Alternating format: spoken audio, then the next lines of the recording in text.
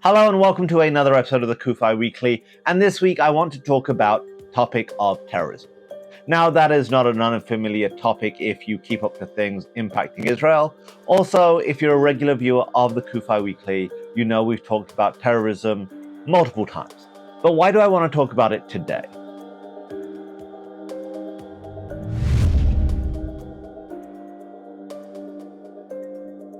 Because I think it's very relevant to us right here in America. That was no more evident than on New Year's Eve in New Orleans, when tragically a number of people were killed in a terror attack inspired by the Islamic State or ISIS. The attacker drove into a crowd and also started firing at people celebrating the end of 2024 and the start of 2025. Ultimately, for those who have been on our college campuses chanting, "Globalize the Intifada," this is what you want.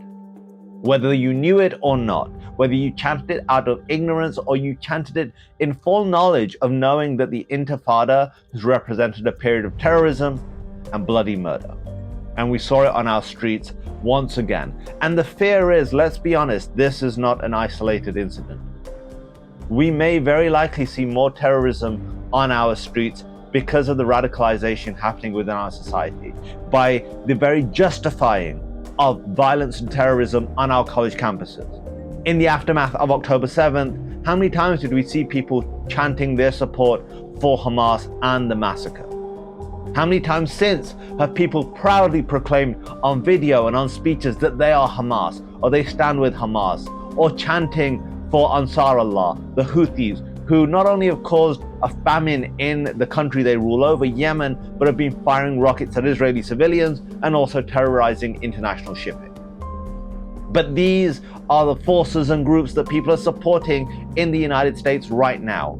On New Year's Day, there was an anti-Israel protest in New York City, while all the victims of the New Orleans terror attack hadn't even been named. In New York City, people were chanting in support of terrorism and Hamas.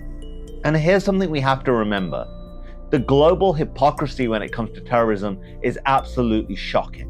Even if October 7th hadn't have happened, Israel has been dealing with terrorism since its very rebirth in various forms. Just this week, 3 Israelis were killed in a terror attack.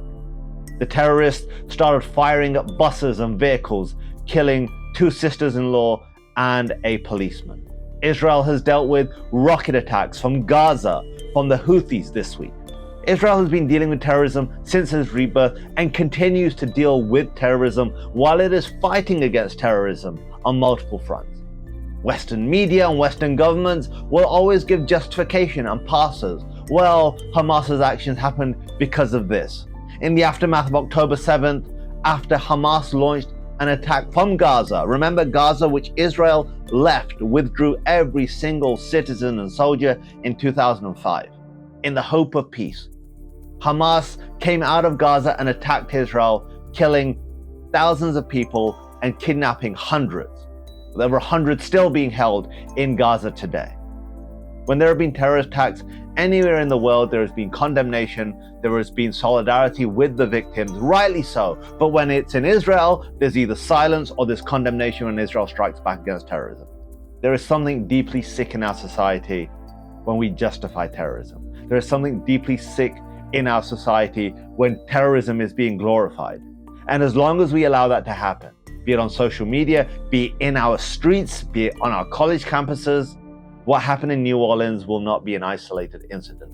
And the question must be asked of all Western governments: how many innocent people are you going to allow to be murdered by terrorists before you take action? Before you draw a red line and say this is unacceptable, this ideology is unacceptable? And how long before you wake up and realize that since 1948, Israel has been battling this evil and has been on the front line?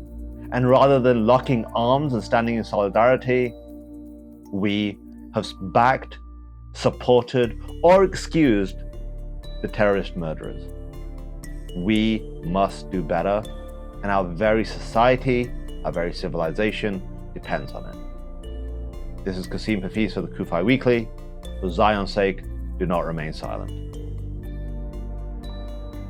Thanks for checking out this episode. Be sure to like and subscribe so you get a notification every time a new episode hits.